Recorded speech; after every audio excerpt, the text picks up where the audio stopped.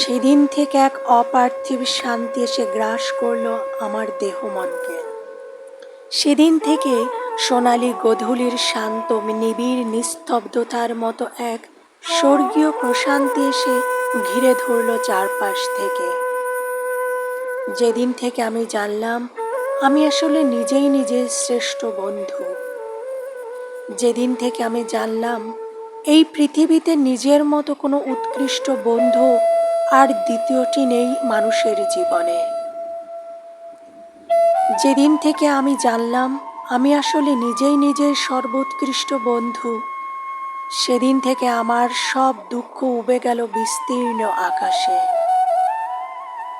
আমার একাকিত্ব বোধ, ব্যথা, বেদনা, ম্লান হাহাকার সব কিছু নিমিল হয়ে মিলিয়ে গেল অদৃশ্য বাতাসে। আমি ধীরে ধীরে এক ভিন্ন তুমুল আনন্দোচ্ছল এক রহস্যময় মানুষে পরিণত হলাম। আমি এখন সমস্ত দিন আপন মনে কথা বলে চলি আমার ভিতরে অনন্ত নীল সেই নিবিড় বন্ধুটির সাথে। তার সাথে আপন মনের গহীনের সব দুঃখ, ব্যথা, বেদনা, সুখ ভাগ করে নিই।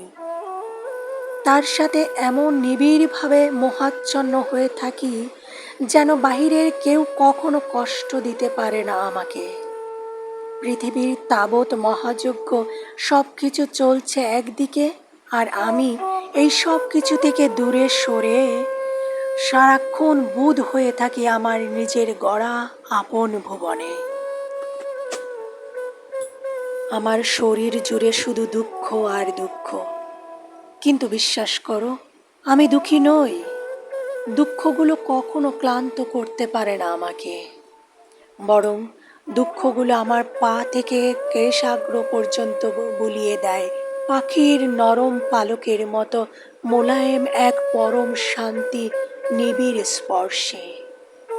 কারণ আমার মনের গহীনের নিবিড় বন্ধুটির সাথে আমি অনবরত দুঃখগুলো ভাগ করে চলি, আর তা থেকে বের করে আনি আনন্দের স্বচ্ছ টলটলে স্নিগ্ধ ঝর্ণা ধারা, শিশুর মতো আকাশ মাতানো উল্লাস করে।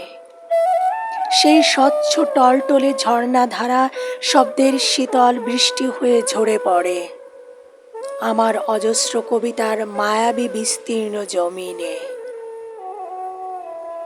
এই পৃথিবীতে প্রতিটি মানুষই একা। জীবনের নানা চরাচরে এসে আমি একসময় এই সত্যকেই অনুধাবন করেছি। এই ক্ষণিকের দীর্ঘ জীবন পথে অনেকেই বন্ধু হয়, কিন্তু শেষ অবধি কেউ থাকে না আমাদের সাথে। শেষের পথে এসে আমরা প্রত্যেকেই হয়ে যাই সেই একা।